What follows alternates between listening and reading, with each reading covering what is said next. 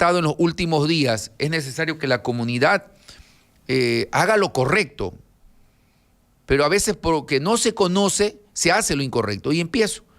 Se le cae a un niño una mascota en un hueco, en el sector rural o en el sector urbano. Y lo primero que quieren hacer es ingresar a ese hueco, que quizás es muy angosto, a querer sacar su mascota. Buenos días, Cabo Bombero Johnny Morales, que nos acompaña. Buenos días.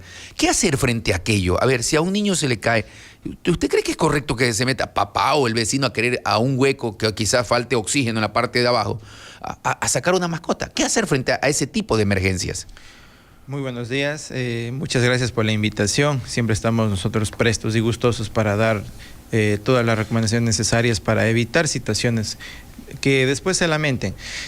Claro, bueno, efectivamente es un error ingresar a un espacio confinado, como hagamos un ejemplo, el que usted puso.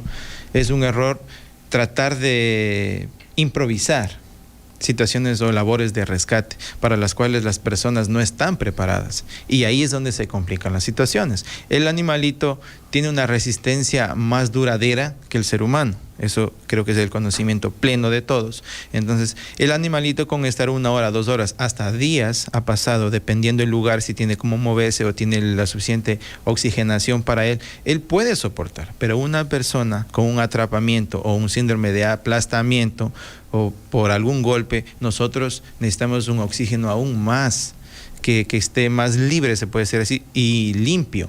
Nosotros encontramos diferentes emanaciones de gases tóxicos, hasta cierto punto minerales, dentro de los pozos. Entonces, claro, primordialmente, siempre he mencionado y he recalcado esto, es saber el número de emergencia. Llamar al 911. Llamar al 911 es una opción muy buena, que todo el mundo lo conoce. ¿Llamar a ustedes directos? Y llamarnos directo a nosotros. ¿Cómo también lo llaman directo? ¿Cuál es el número de ustedes? El número local es 032-688-102.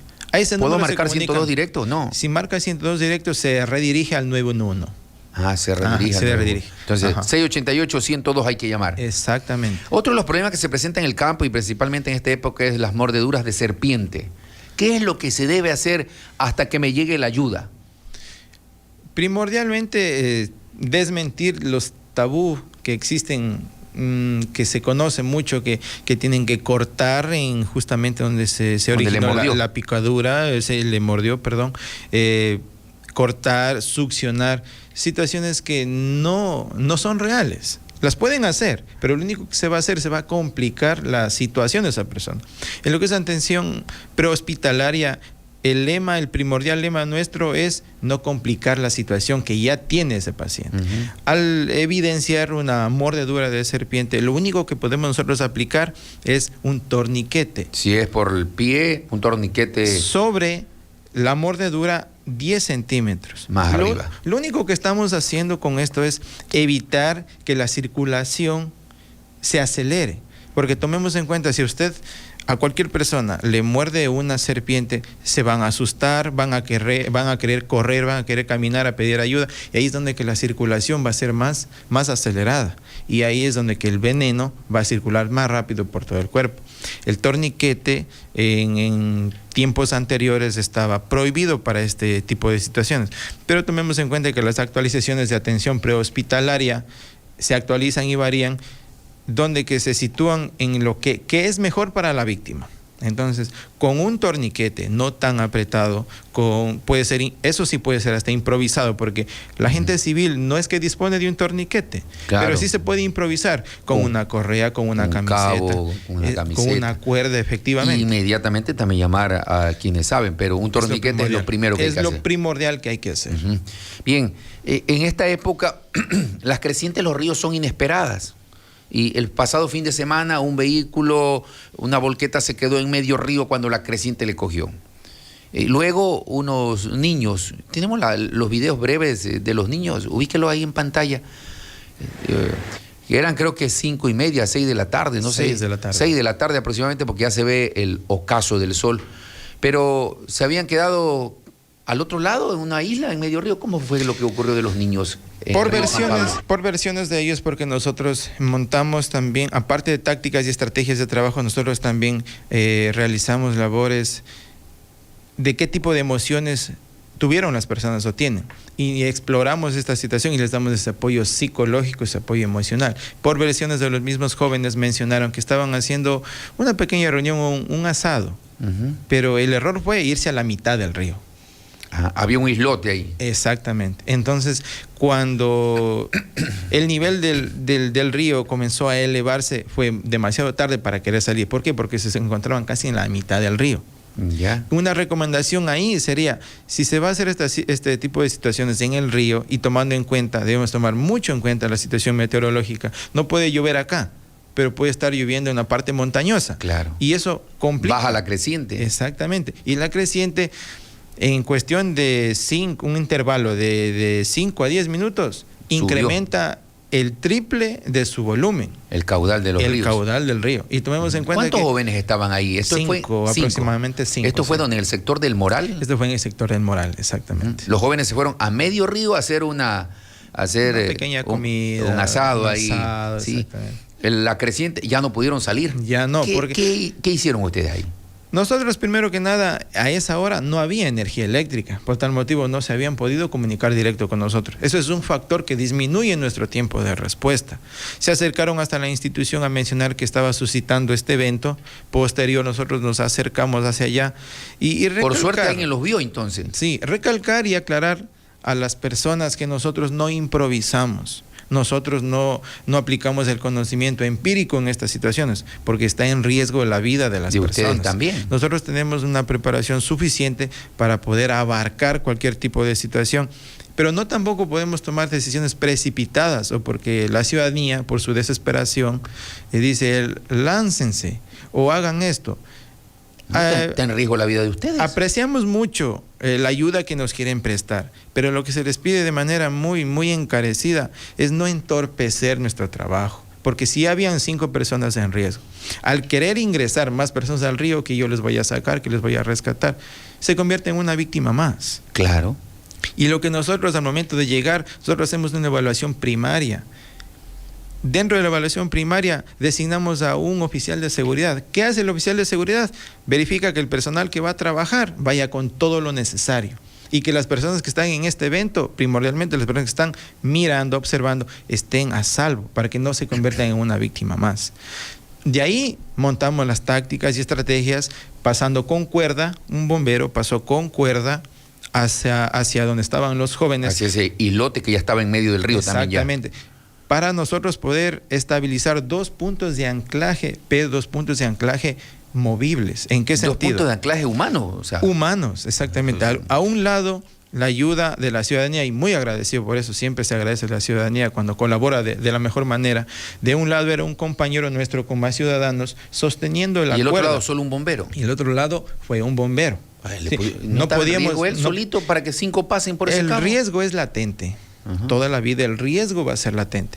Un bombero cruza hasta el otro extremo como punto de anclaje y va un bombero más en medio para poder traer a las personas, sosteniéndose de la cuerda. ¿Salieron los jóvenes del río sin problema? Sin problema, sin ningún problema. ¿Jóvenes el riesgo va a estar latente eran? siempre. ¿Jóvenes entre qué edad estaban? Variaban de 15 años, 18 años aproximadamente. Bueno, pero también salió, y le consulto porque es un comentario, que un bombero había sido afectado.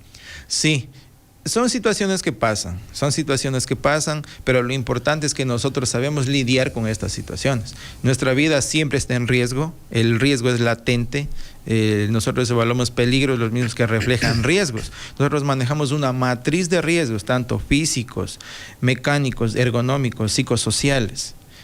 Químicos. Nosotros evaluamos toda esta situación y nosotros tenemos estrategias para poder contrarrestar cuando pasan cosas como estas. Mi compañero, por la elevación del río, la tensión de la cuerda, el peso de las personas, claro, perdió el equilibrio, pero supo de la mejor manera improvisar en ese sentido. Porque nosotros, y en ese momento, porque nosotros con la fuerza de la naturaleza nadie puede hacer nada. Claro. Entonces, mi compañero hizo lo que debió hacer y se logró sacarlo a salvo. Un poquito afectado, pero conforme con el trabajo que realizó. Bueno, otra de las problemáticas es qué hacer, porque para ello hemos invitado al bombero Cabo Johnny Morales, de los bomberos de La Maná, es para que nos dé estas recomendaciones. Bueno, gracias a Dios los jóvenes que estaban en medio río, hubo alguien que los vio, porque si no tenían celular a la mano, ¿cómo se comunicaban? Sí, Gracias a una alguien persona los vio. los había visto, y nos avisa. Claro, porque si no, la creciente Claro. más complicado. Más ¿Qué pasa complicado. si se da un incendio? Si se da un incendio, ¿qué es lo primero que debo hacer? Uno dice echar tierra, echar arena, bótale agua. ¿Qué es correcto y qué es incorrecto? Para nosotros, de la forma que nosotros nos ayudan en un 100%, es primero poniéndose a salvo. Tomemos en cuenta que las cosas materiales sí son muy valiosas, son muy importantes, pero la vida lo es aún más. Toda vida es valiosa. Entonces, en caso de darse un incendio y estar con puertas abiertas, primero que nada, salir. La mayoría de personas va a decir, no, pues yo tengo que intentar sacar mis cosas. El incendio puede incrementar de un momento a otro. En un lugar cerrado, con poca oxigenación, el incendio crece y se alimenta en cuestión de segundos. De un conato de incendio, de una circunferencia de unos 50 centímetros, puede incrementar a 3 metros cuadrados. Y no podemos darle lugar a eso, porque el momento que nosotros ya veamos que la situación está un poco difícil, intentamos salir, tenemos la emanación de humo, gases, cuando se queman los colchones, cuando se queman las sábanas, las cobijas, es monóxido de carbono. Cuando los vecinos quieren ayudar, ¿qué es correcto para poder aplacar el incendio? ¿Qué es lo correcto? ¿Echar tierra, echar agua? Agentes de extinguidores hay muchos. La harina es uno de ellos. Si tienen harina y pueden lanzar, pues en un conato de incendio, en una escala pequeña, lo pueden hacer. Si tienen extintor, aún más. El extintor es, la mejor arma para es un enfrentarlo. accesorio indispensable que debería fundamentalmente estar en una vivienda. Como cultura general deberíamos trabajar en prevención también en ese sentido. Llamar al número de emergencia y la ayuda siempre va a ser buena, siempre va a ser necesaria, pero la ayuda con prudencia, porque muchas de las veces no saben qué tipo de incendio, dónde se produjo, comienzan a lanzar agua, el agua contiene oxígeno, el cual alimenta este fuego. ¿El agua alimenta el fuego? Exactamente. ¿En qué sentido alimenta el fuego? El fuego se deriva de 3 componentes, de oxígeno, calor y combustible. Al momento de lanzar agua, alimentamos un poco ese fuego, porque le estamos dando más oxígeno. En cierto modo aplaca, pero asimismo incrementa. Porque si el incendio se localiza en una cama y yo vengo y lanzo agua, puede ser que las esquirlas de fuego se trasladen a la cómoda y eso también se prenda. Nosotros cuando utilizamos, ven que utilizamos agua, pero en realidad es agua con un agente químico que se llama FOAN, que utilizamos en incendios de clasificación B. Utilizamos agua cuando son material sólido. Qué bien escuchar cuando el personal está capacitado. Todo lo que está diciendo Johnny Morales como bombero es porque tiene un proceso de capacitación, de preparación. Y en las redes sociales se observa ahora que está abierta la posibilidad para inscribirse a quienes deseen ser aspirantes a bomberos. Y al escuchar a Johnny Morales decimos, bueno, algunos jóvenes dirán, yo también quiero ser bombero. Sí, se aprende mucho, hay nuevas cosas. ¿Cómo se puede ingresar a este curso? ¿Usted nos podría indicar qué hay que hacer? Primero, ¿hasta qué edad podría aspirar para ser aspirante a bombero? ¿Requisitos? ¿Cómo hacer? Ajá. El intervalo de edad es de 18 a 28 años.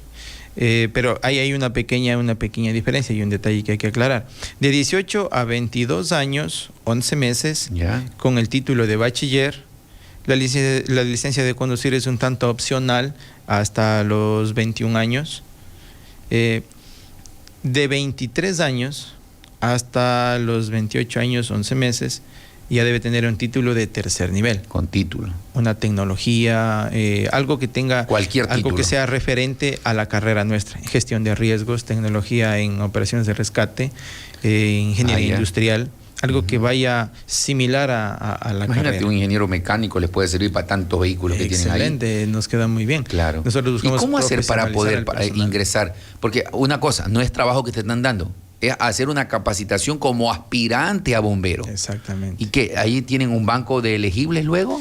Claro, primero que nada, ver si se reúnen los requisitos indispensables para llenar el perfil. Los requisitos que mencioné, luego de aquello tienen que acercarse a las oficinas de talento humano de Bomberos La Maná para que les facilite un formulario para que puedan llenar.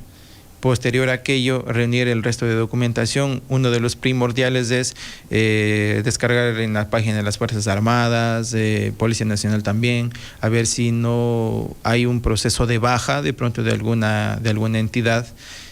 Reunir la documentación básica como no tener antecedentes penales. La información ¿Y el curso qué tiempo dura? Más concisa es en talento humano. Ya. El momento de presentar todos los documentos habilitantes se hace un proceso de selección, el mismo que pasan por pruebas psicológicas, académicas, médicas, físicas. Luego de aquello se elige a las personas con las mejores notas, los mejores resultados y se van al proceso de formación de bomberos con el aval de Bomberos La Maná, a un lapso de unos 8 meses de formación tanto académica y física, porque el bombero tiene que tener esa coordinación física y mental. ¿Ya? ¿Cuántos meses? ¿8 meses? Son 8 meses, sí, 8 meses. 8 meses del proceso de formación. Importante este diálogo que hemos mantenido porque permite primero educar, orientar qué es lo que se debe hacer. Algunos temas, claro, hay muchas más preguntas que pueden generar, el tiempo es nuestro limitante, pero quiero cerrar con otro de los problemas que surge en ciertas épocas del año, cuando ya se termina el invierno y viene el verano, la gente empieza a quemar maleza y de ya advertirle. Frente a un incendio forestal por quema de maleza que puede avanzar hacia donde hay viviendas, ¿qué es lo correcto que se debe hacer hasta que llegue una ayuda? Pero algún momento tiene que llegar la ayuda, sí. Pero ¿qué es lo que podrían hacer los pobladores? Uno dicen, limpiar unos cuantos metros y retirar la maleza para que ya no haya material que pueda avanzar el fuego. No sé, ustedes son los que saben. Sí, bueno, en ese sentido tiene razón. Nosotros montamos igual técnicas de quemas controladas. Hay personas que por lo general siempre buscan hacer esta situación, buscan quemar. Una recomendación, no estoy incitando a que lo hagan, pero una recomendación, si es que lo van a hacer, sería delimitar el lugar donde quieren hacer esta quema controlada, limpiar alrededor. Puede ser 1 metro de suelo vegetal y 1 metro más de suelo mineral. Suelo mineral que se observe parte de la tierra, y suelo vegetal donde que sí existe maleza, pero no está muy alta. Al contorno de este lugar, pues limpiar unos 2 metros y obviamente se quemará solo la parte que tiene la seleccionada. Maleza. Exactamente. Esa es para una no quema, afectar a los demás. Esa es una quema controlada. Nosotros incluso en los incendios forestales grandes hacemos esto. Esto para evitar que el fuego continúe. Pero si pueden evidenciar que hay fuego en algún tipo de vegetación, cualquiera que sea, inmediatamente nos llaman a nosotros, y si ven que el fuego se está acercando, porque la dirección del viento es algo que redirige al fuego y alimenta el fuego, y si ven que está llegando a las viviendas, pues lo que dije anteriormente, salvaguardarse. Eso es una ayuda para nosotros, primordialmente, esa es la ayuda que necesitamos. Correcto. Bien, quiero agradecerle por acompañarnos esta mañana. Importante el diálogo, sobre todo para orientar y educar desde los bomberos de La Maná, acciones de prevención que se deben tomar ante riesgos inminentes que se presentan generalmente en ciertas épocas. Un buen día para usted. Gracias. Vamos a ir a una pausa. Cuando retornemos, nuestro siguiente invitado es el doctor Cristian Moreira Pico. Él es director